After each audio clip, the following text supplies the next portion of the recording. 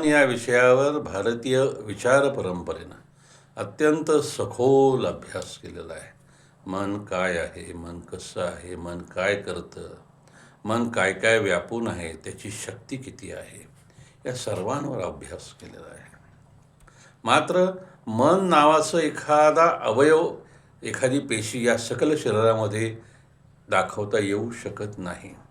ज्याप्रमाणे चेतना सर्व पेशींना व्यापून असते, त्याचप्रमाणे मन हे सर्व पेशींना व्यापून असतं आणि सर्व पेशींवर, शरीरावर आपला प्रभाव दाखवत असतं.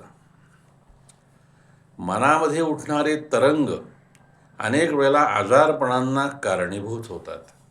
हे प्राचीन परंपरेनं सांगितलेलं आहे, हे होमिओपॅथीनं सिद्ध केलेलं आहे आणि आता आधुनिक विज्ञानानं सुद्धा हे मान्य केलेलं आहे आणि त्यानुसार सतत संशोधन चालू आहे.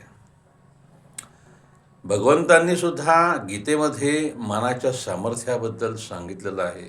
मन आटोक्यात कसं आणावं हे सांगितलेलं आहे, त्याचं स्थान कुठं आणि कसं आहे हेही सांगितलेलं आहे.